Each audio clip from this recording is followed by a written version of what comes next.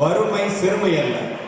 வறுமையை கண்டு பயந்து விடாதே, ஒரு திறமை இருக்கு மறந்து விடாதே என்று என்னுடைய தாய் எனக்கு சொல்லி சொல்லி வளர்த்த காரணத்தினால் படிப்பு முடிந்து எந்த கல்லூரியிலே படிப்பதற்கு எனக்கு வாய்ப்பு கிடைக்கவில்லையோ அதை போல நூற்றுக்கணக்கான கல்லூரிகள் இருக்கின்ற அந்த மாவட்டத்திற்கே மாவட்ட கண்காணிப்பாளராக மாறி அந்த கல்லூரியிலே 3 முறை முக்கிய விருந்தினராக சென்று ஆசிரியர்களுக்கும் மாணவர்களுக்கும் உரையாற்றினார்.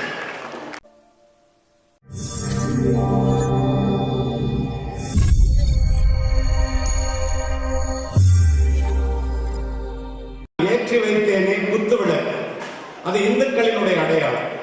அதை ஏற்றி வைக்க உபயோகித்தேனே மெழுகுவர்த்தி, அது கிறிஸ்தவர்களினுடைய அடையாளம். ஏற்றி வைத்த நானோ ஒரு இஸ்லாமியன்.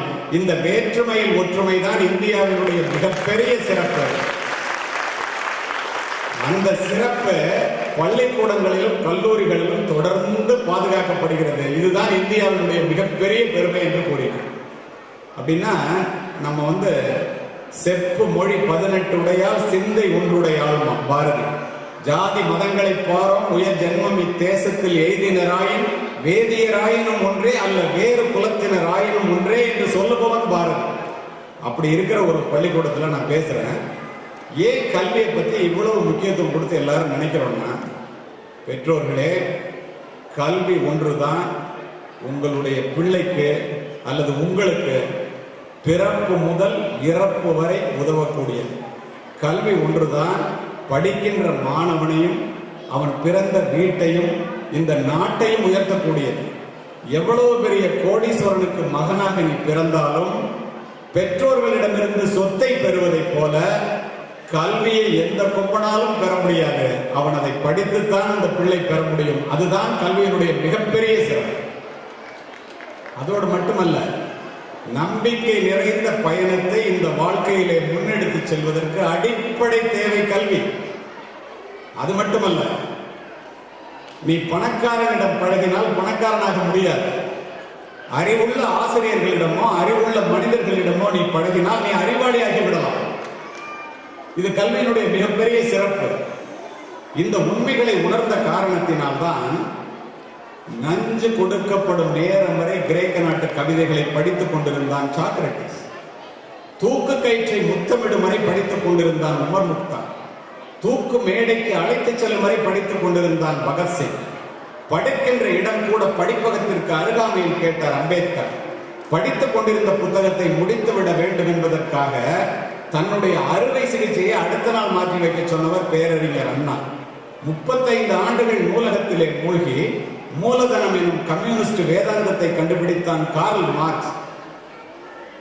சாயந்தரம் லைப்ரரியின் கூட்டணும்னு கேட்பாரு. நீ என்ன உள்ள வச்சு கூட்டிட்டு போயா காலையில் திறந்து கண்டு படிச்சோம். அண்ணாதுரைக்கு ஆபரேஷன், புரூக்லின் ஹாஸ்பிட்டல்ல அட்மிஷன் ஆயிருக்காரு. டாக்டரை கூப்பிட்டு ஒரு நாள் தள்ளி வச்சுக்கிறீங்களா ஆபரேஷன் கேட்கிறாரு. அனஸ்தேசியா கொடுத்தா ஆப்ரேட் பண்ணுவேன், வலியெல்லாம் இருக்காது, பயப்படாதீங்கிறாரு டாக்டர். அண்ணாதுரை சிரிச்சுக்கிட்டே சொல்றாரு, ஒரு நல்ல புத்தகத்தை படிச்சுருக்கீங்க, ஒரு நாள்ல முடிச்சிருவேன், நீ நாளைக்கு வச்சுக்கிட்டு ஆப்ரேட் பண்ணா நான் செத்தா கூட கவலை இல்லை, அதுக்காக கேட்டேன். பகத்சிங் 5 மணிக்கு தூக்கில போடணும், 4:30 மணிக்கு போய் கூப்பிட போறாங்க. அரை மணி நேரத்துல நாட்டு விடுதலைக்காக தூக்கில் தொங்க இருந்த பகத்சிங்கிடம் ஜெயில் சூப்பரண்டு போய் அவன் என்ன நிலைமையில இருப்பானு பார்க்க போறாரு. லெனினுடைய வாழ்க்கை சரிதத்தை படித்துக் கொண்டிருக்கின்றான். வியந்து போன ஜெயில் சூப்பரண்டு ரூமை பார்க்கிறாரு. ரூம் ஃபுல்லா புத்தகம். ஏன்னா அவ்வளவு புத்தகத்தை நீ படிச்சுட்டியாங்க.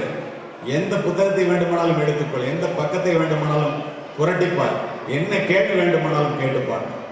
ஜெயில் சூப்பரண்ட் அவனுக்கு ஒரு சல்யூட் அடிச்சு 1/2 மணி நேரம் கழிச்சு வர்றான். நீ லெனினுடைய புத்தகத்தை படிச்சு முடி, அப்புறம் உன்னை தூக்கு காலத்துக்கு போறேன்னு போயிடு. ஏன் அவ்வளவு தூரம்? நம் அத்துணை பேர் மனதிலும் இடம் பிடித்த மேதகு மனிதர் அப்துல் கலாம் அவர்கள் படித்தால் மட்டுமே இந்த பாரதத்தால் பாரினை உலகத்தை ஆள முடியும் என்று படித்து படித்து மாணவர்களிடம் பெற்றோர்களிடம் சொல்லி இறந்தே போனார். அப்படின்னா இந்த கல்வி எவ்வளவு சிறந்தது என்று பாருங்கள். படிக்காமல் இருப்பதை விட பிறக்காமல் இருப்பதே மேல் என்றான் பேரறிஞன் பிளேட்டோ. அறியாமை என்பது வெட்கப்பட வேண்டிய ஒன்று, அறிந்து கொள்ள விருப்பம் இல்லாமை என்பது அதனை விட வெட்கக்கேடு என்றான் பெஞ்சமின் பிராங்க்லின். இந்த உலகையே மாற்றக்கூடிய ஒரு ஆயுதம் உண்டு, அந்த ஆயுதத்தினுடைய பெயர் கல்வி என்றார் நெல்சன் மண்டேலா. படிக்க தெரியாத மந்திரியாக இருப்பதை விட படிக்க தெரிந்த ஏழையாக இருப்பதுவே மேல் என்று பதிவு செய்தவன் மெக்காலே. பெற்ற பிள்ளை கைவிட்டாலும் கற்ற கல்வி கைவிடாது மகாத்மா காந்தி. முதுமையை முன்னிட்டு முன்னதாக செய்து வைத்துக் கொள்கின்ற பாதுகாப்பு பணிகளிலேயே மிகவும் சிறந்தது கல்வி. சொன்னவன் அரிஸ்டாட்டில், மா மேதை. ரஷ்ய புரட்சிக்கு பிறகு நண்பர்களே, இது போன்றதொரு செஞ்சதுக்க மேடையிலே நின்று லெனின் உரையாற்றிக் கொண்டிருந்தார். கூடியிருந்த கூட்டம் அத்துணை பேரையும் பார்த்து புரட்சிக்கு பிறகு லெனின் பேசினார். இந்த ரஷ்யாவை அமெரிக்காவை விட மிகப்பெரிய வல்லரசாக மாற்றி காட்ட என்னால் முடியும். அதற்கு இங்கே அமர்ந்திருக்கின்ற இளைஞர்கள், பெற்றோர்கள், முதியவர்கள் அத்தனை பேருக்கும் மூன்றே கடமைகள் இருக்கிறது என்றார். முதல் கடமை என்னன்னு கேட்டாங்க. ஒரு பொண்ணு எந்திரிச்சு படியுங்கள். ஒரு பையன் எந்திரிச்சு இரண்டாவது கடமை என்னன்னு கேட்டான், படியுங்கள். ஒரு முதியவர்களுக்கு மூன்றாவது கடமை என்ன, படியுங்கள். ஏன் 3 பேருக்கும் படியுங்கள் படியுங்கள் படியுங்கள் என்றே லெனின் கூறினான் தெரியுமா பெற்றோர்களே? யாரெல்லாம் இன்று புத்தகங்களை நோக்கி தலை குனிகிறீர்களோ அவர்கள் அத்துணை பேரும் நாளை இந்த உலகிற்கு முன்னால் தலை நிமிரலாம் என்ற ஒற்றை காரணம்.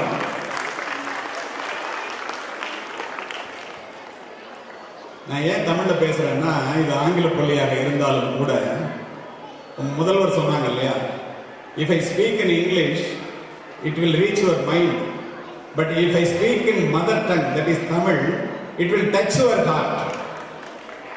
Educating the mind without educating the heart is no education at all. சொன்னவன் அரிஸ்டாட்டில். இதயத்தை தொடாத கல்வி கல்வியே இல்லைன்றான். ஆங்கிலம் வேண்டும். உலகம் முழுவதும் சென்று நாம் வாழ்வதற்காக கண்டிப்பாக ஆங்கிலம் வேண்டும். பிழைப்பதற்காக ஆங்கிலம் வேண்டும். இதில் இருவேறு கருத்துக்கு இடமில்லை. ஆனால் பெற்றோர்களே, தயவு செய்து வாழ்வதற்காக தாய்மொழியான தமிழையும் சேர்த்தே பிள்ளைகளுக்கு சொல்லித்தாருங்கள். அது மிக மிக அவசியம். தாய்மொழியில இல்லாதது உலகத்தில் நாம் நூற்றுக்கணக்கான சுய முன்னேற்ற புத்தகங்களை உலகம் முழுவதும் சென்று உரையாற்றுவதற்காக ஆங்கிலத்திலும் தமிழிலும் படிப்பவர். ஆனால் உங்களுக்கு தெரியுமா, தமிழிலே சுருங்க சொல்லி விளங்க வைப்பதைப் போல உலகத்தில் எந்த மொழியிலும் இல்லை. கல்வின்னு எடுத்துங்களேன். இதை இப்படியே சொல்லிட்டு விட்டுட்டு போக நான் விரும்பல. என்ன சொல்லியிருக்கான் தமிழ்ல? ஓதாமல் ஒரு நாளும் இருக்க வேண்டாம், உலக நீதி. ஒரு நாள் கூட படிக்காம இருக்காத. இளமையில் கல் ஆத்திச்சூடு, என்னும் எழுத்தும் கண்ணனத்தகும், கைப்பொருள் தன்னில் மெய்ப்பொருள் கல்வி கொன்றை வேண்டும். கல்வி கரையில, கற்பவர் நாள் சில நாளடியார். கற்றது கைமண்ணளவு, கல்லாதது உலகளவு. ஔவையார். கற்கை நன்றே கற்கை நன்றே, பிச்சை புகினும் கற்கை நன்றே. அதிவீர ராமபாண்டிய மன்னன் நருந்தொகையிலே சொல்லுகின்றான், பெற்றோர்களே, பிச்சை எடுத்தாவது பிள்ளையை படிக்க விடாது. எவ்வளவு பெரிய வார்த்தை பாருங்க. ஏன் அப்படி சொன்னான்? பெற்றோர்கள் பிள்ளைகளுக்கு கொடுக்கின்ற சொத்து, மிகப்பெரிய சொத்து என்ன தெரியுமா? ஏராள செல்வத்தை ஈதலினும் பிள்ளைக்கு சீராய் தரும் கல்வி சீர் என்கிறது நபிமொழி பொருள். அரும் பரிசு பிள்ளைக்கு 1000 ஈதலினும் பெரும் பரிசு கல்வி என பேசு என்கிறது மேலே. பிள்ளைக்கு தோட்டத்தை கொடுத்தேன், பெரிய பங்களாவை கொடுத்தேன், பெரிய கார் வாங்கி கொடுத்தேன், அதெல்லாம் இல்லை. பெரிய பரிசு கல்வி. ஏன் தெரியுமா? பணத்தை விட கல்வி பெருசா. நீங்க 1 கோடி பிள்ளைகளுக்கு பேங்க்ல டெபாசிட் பண்றதை விட அவனை நல்லா படிக்க வைக்கிறது மிகச்சிறந்ததுன்னு ஏன் சொன்னாங்க தெரியுமா? அப்படி என்ன பணத்தை விட கல்வி சிறந்ததா என்றால் நிச்சயமாக உயர்ந்தது. எப்படி தெரியுமா? வெள்ளத்தால் போகாது, வெண் தணலால் வேகாது, வேந்தராலும் கொள்ளத்தான் இயலாது, கொடுத்தாலும் நிறைவின்றி குறையாது. பணம் கொடுக்க கொடுக்க குறையில்லா, கல்வி கொடுக்க கொடுக்க வளரும். அதுதாண்டா பணத்தை விட கல்வி சிறப்புங்கிறதுக்கு காரணம். நினைச்சு பாருங்க, இவ்வளவு பெரிய கல்வி. மன்னரும் மாசர கற்றோனும் சீர்தூக்கின் மன்னரில் கற்றோன் சிறப்புடையும். மன்னருக்கு தன் தேசமெல்லாம் சிறப்பில்லை, கற்றோருக்கு சென்ற இடமெல்லாம் சிறப்பு. எங்க அப்பா சின்ன பிள்ளைல சொல்லுவாங்க, 5வது வரைக்கும் படிச்சவங்க, தம்பி நீ மட்டும் படிச்சுட்டேன்னா, நல்லா படிச்சுட்டேன்னா, பொருள் புரிந்து படித்து விட்டாயானால் உன்கிட்ட இருந்து எது போனாலும், உலகத்துல நீ எந்த மூலைக்கு போனாலும் நீ படிச்ச கல்வி மட்டும் போகாதுங்க. இந்த இடத்திலே, இந்த மேடையிலே நெகிழ்வோடும் நான் அதனை உணர்கிறேன். எப்படி தெரியுமா? பெற்றோர்கள் சொல்லுவதை பிள்ளைகள் கேட்க வேண்டும் என்பதற்காகவும், கேட்டால் எப்படி உயரலாம் என்பதற்காகவும், கல்வியின் மூலம் எப்படி உயர முடியும் என்பதற்காகவும் இதனை கூறுகின்றேன். என்ன நடந்துச்சு தெரியுமா? இப்ப என்னை பத்தி படிச்சாங்களே, மிகப்பெரிய காவல்துறை உயர் அதிகாரி, நிறைய தங்கப்பதக்கம் முதலமைச்சரிடம் ஜனாதிபதியிடம் பெற்றவர். இன்று நான் காவல்துறை உயர் அதிகாரி இல்லை. நான் போட்டிருந்த அணிந்திருந்த காக்கி உடை என்னிடத்திலே இல்லை. நான் வாங்கிய பதக்கங்கள் என்னுடைய மார்பகத்தை அலங்கரிக்கவில்லை. ஆனால் பெற்றோர்களே, கல்வி கல்வி என்று உங்களிடம் நான் ஏன் தொடர்ந்து கூறிக்கொண்டிருக்கின்றேன் என்றால், என் தந்தை சொன்னதைப் போல நான் கற்ற கல்வி என்னிடத்திலே இருக்கின்ற காரணத்தினால் உலகம் முழுவதும் சென்று உரையாற்றிக் கொண்டிருக்கின்றேன். இன்று உங்கள் முன் உரையாற்றிக் கொண்டிருக்கிறேன். தயவு செய்து பிள்ளைகளுக்கு சொல்லித்தார்கள். பிள்ளைகளுக்கு ஏழ்மையின் மூலமாக பணத்தினுடைய அருமையை பிள்ளைகளுக்கு தெரியும்படி பிள்ளைகளை வளருங்கள். ஏன் அவ்வாறு கூறுகின்றேன் தெரியுமா? என்னுடைய வாழ்க்கையிலே நடந்த நிகழ்வுகளையே உங்களுக்காக இந்த இடத்திலே நான் பதிவு செய்கிறேன். SSLCயில் அந்த காலத்து +2 +1 எல்லாம் இப்போ இருக்கு இல்லையா, 500க்கு 451 மார்க். நானே அழைச்சிக்கிட்டு எங்கள் அப்பா ஏழை விவசாய தந்தை வெறும் 300 ரூபா பணத்தை எடுத்துட்டு சென்ட் ஜோசப் கல்லூரியிலே சேர்ப்பதற்காக சென்றார். மார்க்கை பார்த்தோம்னா அட்மிஷன் தர்றேன்டார்.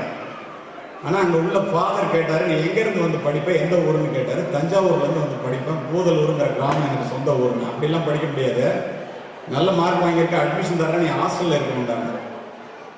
ஹாஸ்டலுக்கு ஒரு மாதத்துக்கு 60 ரூபா பணம் கட்டணும். அது மாதிரிலாம் கட்ட முடியாது ஃபாதர், எங்கள் அப்பா மொத்தம் 300 ரூபா தான் வச்சுருக்காங்கன்னு. நான் ட்ரெயினில் வந்து டே ஸ்காலரை படிப்பேன், நான் அப்படிலாம் படிக்க முடியாது. நான் எங்கள் அப்பாட்ட சொன்னேன், இப்போ இந்த காலேஜ் வேண்டாம், 320 ரூபா ஸ்காலர்ஷிப் தர்ற அரசு கல்லூரி இருக்கு, நீங்கள் அங்கே கொண்டு வந்து தஞ்சாவூர்லேயே என்னை சேர்த்து விடுங்க. இன்னும் எனக்கு தம்பி தங்கையெல்லாம் இருக்காங்க, அவங்கெல்லாம் படிக்கணும், உங்கள்கிட்ட பணம் இல்லை வாங்கன்னு போகணும். காரணத்தோடு பதிவு செய்கிறேன். நடந்தது என்ன தெரியுமா? எந்த கல்லூரியிலே பணம் இல்லாமல் கொடிது கொடிது வறுமை கொடிது அதனினும் கொடிது இளமையில் வறுமை என்று எனக்கு படிப்பதற்கு வாய்ப்பு கிடைக்கவில்லையோ நண்பர்களே, வறுமை சிறுமை அல்ல. வறுமையை கண்டு பயந்து விடாதே, ஒரு திறமை இருக்கு மறந்து விடாதே என்று என்னுடைய தாய் எனக்கு சொல்லி சொல்லி வளர்த்த காரணத்தினால் படிப்பு முடிந்து எந்த கல்லூரியிலே படிப்பதற்கு எனக்கு வாய்ப்பு கிடைக்கவில்லையோ அதை போல நூற்றுக்கணக்கான கல்லூரிகள் இருக்கின்ற அந்த மாவட்டத்திற்கே மாவட்ட கண்காணிப்பாளராக மாறி அந்த கல்லூரியிலே 3 முறை முக்கிய விருந்தினராக சென்று ஆசிரியர்களுக்கும் மாணவர்களுக்கும் உரையாற்றினார். இதுதான் கல்வியினுடைய பெருமை. பிள்ளைகள் பெற்றோர்களினுடைய வறுமையை, அவர்களுடைய கஷ்டத்தை உணரும்படி பெற்றோர்கள் வளர்க்க வேண்டும். எங்க அப்பாவுக்கு என்ன டாக்டர் ஆகணும்னு ஆசை. 300 ரூபா பணத்தை வச்சுட்டு நாங்கள் போய் இறங்கின இடத்துல மருத்துவக் கல்லூரி இருந்துச்சு, தஞ்சாவூர் மெடிக்கல் காலேஜ். தம்பி, ஒன்னதான் டாக்டர் ஆக முடியல, இந்த மருத்துவக் கல்லூரி சுவற்றையாவது தொட்டு பார்த்து விட்டு வருகிறேன் என்று என்னை நிக்க வச்சுட்டு போய் மருத்துவக் கல்லூரி செவுத்தை தொட்டு பார்த்துட்டு அழுதுகிட்டே வந்தாங்க எங்க அப்பா. ஒரு ஏழை விவசாய தந்தைக்கு தன்னுடைய பிள்ளையை மருத்துவராக்க வேண்டும் என்று இவ்வளவு பெரிய கனவா? மருத்துவ படிப்பு என்றால் அவ்வளவு பெரியதா?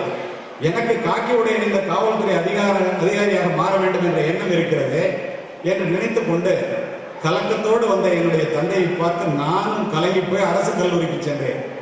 ஆனால் பெற்றோர்களே, என்னுடைய தந்தை மருத்துவக் கல்லூரி சுவற்றை தொட்டு பார்த்து அழுது கொண்டு வந்த அந்த சம்பவத்தை நானும் என்னுடைய மனைவியும் என்னுடைய பிள்ளைகளிடம் சொல்லி சொல்லி வளர்த்த காரணத்தினால் இன்று என்னுடைய வீட்டிலே 4 மருத்துவர்கள், நான் ஒரு மருத்துவமனைக்கு சொந்தக்காரன் என்றால் அத்துணை தாக்கமும் என்னுடைய தந்தை என்னுடைய மனதில் ஏற்படுத்தியது என்னுடைய தந்தையே தான். உங்களுடைய தாக்கம் பிள்ளைகளினுடைய மனதிலே இப்படிப்பட்டதாக இருக்க வேண்டும். நினைச்சோன்ன கேட்டதெல்லாம் நோ சொல்ல தெரியாம வளர்த்து விடாதீங்க. மிகப்பெரிய தவறு அது. அதற்கு பின்னால் வருகிறேன். அதோடு மட்டுமல்ல, என்னுடைய நோக்கம் காக்கி உடைய அணிந்த காவல்துறை அதிகாரியாக வேண்டும் என்பது. கிராமப்புறத்து மாணவர்களின் திறமையை பற்றியும் கல்வியை பற்றியும் உங்களிடம் பேசிக் கொண்டிருக்கின்றேன் அல்லவா? நடந்த சம்பவத்தையே, உண்மை சம்பவங்களையே சொல்லுகின்றேன் அல்லவா? என்னுடைய நண்பன் என்னை விட ஏழ்மையான குடும்பத்திலிருந்து வந்தவன். மாணவ செல்வங்கள், பெரிய மாணவர்கள் நன்றாக கேட்டுக்கொள்ளும். தினம் கல்லூரிக்கு போகும்போது எஸ்பி பங்களாவும் கலெக்டர் பங்களாவும் பக்கத்தில் 2 பேரும் அதை பார்ப்போம். எனக்கு எஸ்பி ஆகணுங்கிறதுனால எஸ்பி வருகின்ற 9:30 மணிக்கு ஒரு சிவப்பு விளக்கு சுழல பெரிய மீசை வச்சுட்டு ஆஜான் பாபா ஒரு அதிகாரி வந்து அவருடைய அலுவலகத்துக்கு போவார். தினம் காலையில் அந்த இடத்துல நின்று அவரை பார்த்துட்டு தான் கல்லூரிக்கே போவேன். என்னுடைய நண்பன் எதை பார்த்து கொண்டிருந்தான் என்று எனக்கு தெரியாது. நான் எஸ்பி பங்களாவை பார்த்துட்டு இருக்கேன். ஒரு நாள் காரை நிறுத்தினார். ஏன்டா 2 பேரும் காலேஜுக்கே போறது இல்லையா? உண்மை சம்பவம். உங்களை மாதிரி ஆகணும்னா என்ன பண்ணணும்னு கேட்டேன். சொன்னாரு, நீ என்சிசியில் போய் சேரு, ரைபிள் கிளப்ல சேரு, கல்லூரி நேரம் போக மீதி நேரம்லாம் மைதானத்திலே இருக்கு. சொன்னது அத்துணையும் செய்தேன். என்னுடைய நண்பன் கல்லூரி நேரம் போக மீதி நேரம் எல்லாம் நூலகத்திலேயே இருப்பான். அப்பெல்லாம் 50 வருஷத்துக்கு முன்னாடி ஒரு கிராமத்துக்கு ஒரு ஹிந்து பேப்பர் தான் வரும், இங்கிலீஷ் ஹிந்து. ஒரு லைன் விடாம படிப்பான், நூலகத்திலே உட்காந்துருப்பான். சர்வீஸ் கமிஷன் எக்ஸாம் வந்துச்சு, 2 பேரும் போனோம். காவல்துறை அதிகாரிக்கான தேர்வு எனக்கு கிடைச்சிருச்சு, அவனுக்கு கிடைக்கல. அவன் அதை பத்தி கொஞ்சம் கூட கவலைப்படல. நான் சொன்னேன், ஏண்டா கிரவுண்ட்ல படிங்க, விளையாண்டு வந்து நிற்கிறீங்களா ஸ்போர்ட்ஸ்ல, இது மாதிரி கிரவுண்ட்ல அதிக நேரத்தை செலவு பண்ணியிருந்தேன்னா உனக்கும் காவல்துறை அதிகாரி போஸ்ட் கிடைச்சிருக்கும்ல, 24 மணி நேரமும் நூலகத்திலே உட்கார்ந்தியடா அப்படின்னு சொல்லிட்டு போயிட்டேன். நண்பர்களே, பயிற்சி முடித்து எந்த எஸ்பி பங்களாவை பார்த்து கொண்டு நான் நாட்டுப்புறத்து ஏழை சிறுவனாக கல்லூரிக்கு சென்றேனோ அதே எஸ்பி பங்களாவிலே மாவட்ட கண்காணிப்பாளராக சிவப்பு விளக்கு சுழல என்னுடைய மனைவியுடன் குடிபுகுந்தேன். இதை எனக்காக சொல்லல, இனிமேதான் கிளைமேக்ஸ். பதவியேற்று முடித்துவிட்டு மரியாதை நிமித்தமாக மாவட்ட ஆட்சித்தலைவரை பார்ப்பதற்காக கலெக்டர் அலுவலகத்திற்கு சென்றேன். நண்பர்களே, நூலகத்திலே அதிக நேரம் படித்த என்னுடைய நண்பன் மாவட்ட கலெக்டராக அமர்ந்திருந்தார். மாணவர்களுக்கெல்லாம் ஒண்ணு சொல்றாங்க, ஒண்ணு கிரவுண்ட்ல இரு, இல்லைன்னா நூலகத்தில் இரு. 2ல இல்லாம ரோட்ல இருந்தா கடைசி வரைக்கும் ரோடு தான். நன்றாக பெற்றோர்கள் புரிந்து கொள்ளுங்கள். சரி, இப்போ ஒரு மனிதன் வாழ்க்கையில முன்னேறணும்னா என்ன செய்யும்? நீ என்னவாக வேண்டும் என்று நினைக்கிறாயோ அதுவாகவே ஆக்கி விடுவாய். நான் எஸ்பி ஆகணும்னு நினைச்சா ஆயிட்டேன், என் நண்பன் கலெக்டர் ஆகணும்னு நினைச்சிருக்கான், அவன் ஆயிட்டான். உயிர் எப்படி எண்ணின உயிர்க்கு அப்படி அளித்தருள் அருட்பெரும் ஜோதி என்கிறார் ராமலிங்க அடிகளார். பூமியில் இருப்பதும் வானத்தில் பறப்பதும் அவரவர் எண்ணங்களே என்கிறான் கண்ணதாசன். எண்ணங்கள் வலிமையானவை, அவை உயிருள்ளவை. பெருசா நினைக்கிறதுல என்ன கஷ்டம்? பிள்ளைகளே, நீங்கள் தான் நினைக்க வேண்டும். பெரிய எண்ணங்களாக நீங்கள் எண்ண வேண்டும். சாதாரணமா சின்னதா நினைக்காது. ஏன் தெரியுமா? எண்ணிய எண்ணியாங்கு எய்துவர் எண்ணிய திண்ணியராக பெறுன்னு வள்ளுவர் சொல்றார். நீ எதை கேட்கிறாயோ அதைத்தான் வாழ்வு உனக்கு தருகிறது. அதனால் பெரிதனும் பெரிது கேளடா சொல்லுபவன் பாரதி. கேட்காத பெருசா கேள. ஒரு மனிதனை உயர்த்துவது அவனுடைய சிந்தனை தான். ரூசோ, மனிதர்கள் தங்களுடைய எண்ணங்களுக்கு ஏற்பவே உயர்ந்த நிலையிலும் தாழ்ந்த நிலையிலும் வாழ்கிறார்கள். Emerson, whatever a mind of a man can conceive and believe, he can achieve. Napoleon Hill achieve பண்ணிட்டு சொல்றோம். அதோடு மட்டுமா? when you really want something, the universe always conspire in your favor ங்கற ஆல்கெமிஸ்ட்ங்கற புத்தகம். இப்போ நான் இங்க உட்கார்ந்திருக்கிற பிள்ளைங்களா இருக்கட்டும், இந்த மேடையில இருந்த பிள்ளைங்களா இருக்கட்டும், அல்ல எல்லாரையும் நான் பார்க்கிறேன். உங்க எல்லாருக்கும் ஒண்ணு சொல்றேன், உங்களுடைய சிந்தனையிலே கவனம் வையுங்கள். அவைகள் தான் எண்ணங்களாகின்றன. உங்களுடைய எண்ணங்களிலே கவனம் வையுங்கள். அவைகள் தான் சொற்களாகின்றன. உங்களுடைய சொற்களிலே கவனம் வையுங்கள். அவைகள் தான் செயல்களாகின்றன. உங்களுடைய செயல்களிலே கவனம் வையுங்கள். அவைகள் தான் பழக்கங்களாகின்றன. உங்களுடைய பழக்கங்களிலே கவனம் வையுங்கள். அவைகள் தான் உங்களுடைய வாழ்க்கையையே புரட்டி போடுகின்றன. ஆங்கிலத்திலே அழகாக சொல்லுவார்கள், the golden key to remember is the sole author of your success is your brain, your mind. If you master your thoughts, you can master your life. Once you master your life, you can master your destiny. அதோட உடல, take up an idea, make that one idea your life, think of it, dream of it, let your brain, muscles and every part of your body be full of that idea. That is the way to success. ஒரே ஒரு சிந்தனையை, ஒரே ஒரு எண்ணத்தை மனதிலே பதிய வைத்து அதை அடைவதற்கு உங்களுடைய உடல், பொருள், ஆவி அத்துணையும் செலவு செய்து பாருங்கள். வெற்றி உங்களுடைய கதவை வந்து தட்டும். இதில் இருவேறு கருத்துக்கு இடமே இல்லை. மனித மனதினுடைய வலிமை மிக பெரியது பெற்றோர்களே. அதனுடைய வலிமை தெரியாத காரணத்தினால் நம் எல்லைக்கோட்டை நாமே சுருக்கிக் கொள்கிறோம். இந்த ஊரிலே இவ்வளவு பெரிய பள்ளியை சிபிஎஸ்இ சிலபஸில் நடத்த வேண்டும் என்று ஜெகதீசன் என்று ஒரு மனிதன் நினைத்த காரணத்தினால் whatever a mind of a man can conceive and believe can achieve தானே. அச்சீவ் பண்ணி ஆயிரக்கணக்கான பெற்றோர்கள் இங்கே வந்து அமர்ந்திருக்கிறீர்கள் அல்லவா? அப்படி என்றால் ஒரு மனிதன் வித்தியாசமாக சிந்திப்பதன் மூலமாக தன்னுடைய வாழ்க்கை பாதையை மட்டுமின்றி மற்றவர்களுடைய வாழ்க்கை பாதையையும் மாற்றி காட்ட முடியும் என்பதுதான் இந்த தலைமுறையினுடைய மிகப்பெரிய கண்டுபிடிப்பு. எல்லோரும் செல்லுகின்ற பாதையிலே நீனும் சென்றால் எல்லோரும் சென்றடையும் ஊரைத்தான் நீ சென்றடைவாய். எல்லோரும் தினம் செய்வதையே செய்து கொண்டிருந்தால் அதனுடைய விளைவுகள் ஒரே மாதிரியாகத்தான் இருக்கும். யாருமே சிந்திக்காதது நீ சிந்தித்தால், யாருமே முயற்சிக்காததை நீ முயற்சித்தால், யாருமே சாதிக்காததை நீ சாதிப்பாய். அதுதான் அடிப்படை சூத்திரம். சரி, நல்ல எண்ணம் இருக்கு. வாளினுடைய கூர்மையும் நூலினுடைய கூர்மையும் மட்டுமே இந்த நாட்டை ஆள்கின்றன. காலப்போக்கிலே வாளினுடைய கூர்மை முனைமழுங்கி நூலினுடைய கூர்மை மட்டுமே மிஞ்சி நிற்கின்றது. கூர்திட்டப்படாத எதுவுமே முனைமழுங்கி போய்விடும். நம்முடைய மூளையும் அவ்வாறு. சிறு வயதிலே படிக்கும் போது உங்களுடைய மூளையை கூர்திட்டுக் கொள்ள வேண்டும் என்றால் தொடர்ந்து படியுங்கள், தினம் தினம் படியுங்கள். நமக்கு நிறைய ரோஜா பூக்கள் வேண்டும் என்றால் நிறைய ரோஜா செடிகளை நட வேண்டும். நிறைய மதிப்பெண்கள் வேண்டும் என்றால் நிறைய படிக்க வேண்டும். நீரளவே ஆகுமாம் நீராம்பல், தான் கற்ற நூல் அளவே ஆகுமாம் நுண்ணறிவு. Leaders are readers and readers R leaders. Today a reader, tomorrow a leader. அதனாலதான் பிரிட்டிஷ்காரன் சொல்றான், we are even ready to lose the British Empire, not the Shakespeare book. British சாம்ராஜ்யத்தை இழப்பதற்கு ரெடியா, ஷேக்ஸ்பியர் புத்தகத்தை விட மாட்டாங்க. ஏன்? கருத்துலக பெரியவர்களினுடைய கனமான சிந்தனைகள் புத்தகங்களிலே கொட்டி கிடக்கும். அவற்றை படிப்பதன் மூலமும் அதன் மூலம் நடப்பதன் மூலமும் நீங்கள் மட்டுமின்றி உங்கள் குடும்பத்தினுடைய வாழ்க்கை தரத்தையும் உயர்த்த முடியும் என்பது நிதர்சனமான உண்மை. அலெக்சாண்டர் இராணுவ உடையோடு நின்று கொண்டிருக்கின்றார். மாசிடோனியா பட்டணத்திலே அரண்மனையிலே நடந்த சம்பவம். இது போன்ற மக்கள் சாரி சாரியாக வருகின்றார்கள்.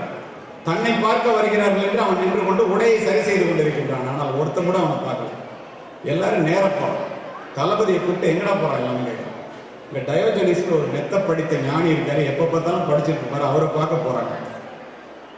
என்னுடைய நாட்டிலே என்னை விட புத்திசாலி எனக்கு தெரியாமல் ஒருவன் இருக்கின்றானா, தளபதியை போய் அவன் அழைச்சு போறான். தளபதி அழைக்க போறான். ஆயிரக்கணக்கானவர்கள் அமர்ந்திருக்க ஒரு கூரை வீட்டுக்கு முன்னால் தாமஸ் ஆல்வா எடிசன்லாம் பிறக்கல, மின்சார பல்பெல்லாம் கண்டுபிடிக்கல. சம்மணமிட்டு உட்கார்ந்து புத்தகத்தை திறந்து காலை 6 மணிக்கு சூரிய வெளிச்சத்திலே உரையாற்றிக் கொண்டு படித்துக் கொண்டிருக்கிறோம். போய் தளபதி குதிரையை நிறுத்திட்டு வா அரண்மனைக்கு போகலாம்னு கூப்பிடுறான். டயோஜனிஸ் மிகப்பெரிய பேரும் இந்திய தந்தைகள் என்பதை மனதிலே பதிவு வைக்கிறோம். அம்மாவிடம் ஒட்டிக்கொள்வோம், அப்பாவிடம் எட்டி நிற்போம். அம்மாவினுடைய அன்பு வெளிப்படையானது, அப்பாவினுடைய அன்பு வெளியே தெரியாது. சாப்பிட வாடா அப்படின்னு கூப்பிடுறது அம்மாவோட அன்பு. சாப்பிட உட்காரும் போதே புள்ள சாப்பிட்டானு கேட்டுட்டு உட்கார்றது அப்பாவோட அன்பு. அம்மா தோசை மாதிரி சாப்பிட்டோம்னு தெரியும் அம்மாவோட அன்பு. அப்பா தோசைகள் மாதிரி எவ்வளவு சூடுபடுறாருன்னு மற்றவன் சொன்னாலும் தெரியும், மற்றவனுக்கு யாருக்கும் தெரியாது. அந்த பாவப்பட்ட ஜீவனுக்கு கொஞ்சம் தெரியாது, அன்பை வெளிக்காட்ட தெரியாது, அழக்கூட தெரியாது. நாம் அழுதால் இந்த பிள்ளைகள் கண்கலங்கி விடுவார்களே என்று அழக்கூட தெரியாது. அப்பா அருகில் இருந்தால் தனி தைரியம் தன்னால் வந்துவிடும். இந்த இடத்துல உங்க எல்லாருக்கும் ஒன்று சொல்றேன். அப்பா உங்களுக்கு செய்கின்ற எல்லாவற்றையும் நீங்கள் யோசித்து பார்த்தீர்களே, ஆனால் அவர் காலத்தில் அவருக்கு கிடைக்காததாகவே இருந்திருக்கும் இந்த கல்வி உட்பட. தனக்கு வயதாகிவிட்டதே என்று அப்பா கஷ்டப்படுகின்ற கவலைப்படுகின்றது எல்லாம் பிள்ளைகளுக்கு இன்னும் உதவியாக இருக்க முடியவில்லை என்ற ஒற்றை காரணமாகத்தான் இருக்க முடியும். அப்பா சொல்லாமல் சொல்லிக் கொடுத்த உணர்வுகளை, பேசாமல் பேசி காண்பித்த அன்பினை, பாசத்தை, உணராமல் உணர்த்திய உணர்வுகளை, தான் சொல்லிக் கொடுத்த அனுபவங்களை வேறு யாரால் தர முடியும் சொல்லுங்க? அருந்து போன செருப்பையும் கிழிந்து போன 4 முழ வேஷ்டியையும் அரைக்கை சட்டையையும் போட்டுக்கொண்டு உனக்கு full pant full shirt shoe வாங்கி கொடுத்து என் புள்ள போறான் பாரு, அவன் படிச்சுட்டு வந்தான்னா இந்த குடும்பமே நிமிர்ந்து நிற்கும் என்று கனவுகளில் மிதப்பவர் தான் உன்னுடைய தந்தை. அப்பாவினுடைய முடிவிழுந்த தலையிலே, நரம்பு புடைத்த கைகளிலே, வெடிப்பு விழுந்த கால்களிலே, குழி விழுந்த கண்களிலே தெரிவது எல்லாம் உங்களை படிக்க வைப்பதற்காக அவர் பட்ட அவமானங்களும் அவர் பட்ட கடன்களும், அதை அடைக்க முடியாமல் அவர் அழுத கண்ணீரும், அதனுடைய அடையாளங்கள் தானே ஒழிய வேறு எதுவும் இல்லை. நண்பர்களே, தாயையும் தந்தையையும் மதிக்க கற்றுக்கொண்ட பிள்ளைகள், இது ஒழுக்கமானது ஒரு பள்ளி, நிச்சயமாக வளரும். தேடி சோறு நிதந்தின்று பல சின்ன சிறு கதைகள் பேசி, மனம் வாடி துன்ப மிக உழன்று பிறர் வாட பல செயல்கள் செய்து, நரை கோடி கிடப்பருவம் மீதி கொடும் கூற்றுக்கு இறையன பின் மாயும் பல வேடிக்கை மனிதரை போல் நான் வீழ்வேன் என்று நினைத்தாயும் பாரதி. பிறந்தான், வளர்ந்தான், கல்யாணம் பண்ணிக்கிட்டோம், பிள்ளைங்களை பெற்றுக்கிட்டோம், சாப்பிட்டோம், வயசாயிடுச்சு, முடி நடைச்சு போச்சு, தோல் சுருங்கி போச்சு, இறந்து போயிட்டு. இதற்காக கொடுக்கப்பட்டது அல்ல இந்த வாழ்க்கை. பெற்றோர்களாக இருந்தாலும் சரி, பிள்ளைகளாக இருந்தாலும் சரி, நத்தமக்கு வாய்த்தது ஈத்தோர் பிறவி மதித்திடும் என்பார் அப்பர் தேவாரத்தில். மனிதனா பிறக்கிற ஒரு பிறவி, பிறப்பு ஒரு சம்பவமாக இருக்கலாம், இறப்பு ஒரு சரித்திரமாக இருக்க வேண்டும். இந்த பிஎஸ்ஆர் பள்ளியானது ஒரு வளமான நிலம் என்பதை நான் அறிவேன். அதனால்தான் வளமான நிலத்திலே விழுகின்ற விதைகள் ஆலமரமாக வளரும் என்பதை நீங்கள் கேட்கின்ற திறனிலே நான் புரிந்து கொண்ட காரணத்தினால்தான் நான் இதுவரை உங்களிடம் பேசியது அத்துணையும் சொற்கள் அல்ல, அத்துணையும் விதைகள். வளமான நிலத்திலே விழுகின்ற விதைகள் ஆலமரமாக வளரும். விதைத்தவன் உறங்கினாலும் விதைகள் உறங்குவதில்லை. இந்த பிஎஸ்ஆர் பள்ளியானது ஆள்போல் தலைத்து அருகுபோல் வேரூன்றி நலமுடனே முன்னேற பெற்றோர்கள் ஞானமுடன் சிந்திக்க வேண்டும் என்று கூறி அமைதி காத்த அத்துணை நல்ல உள்ளங்களுக்கும் நன்றி கூறி விடைபெறுகின்றேன். நன்றி.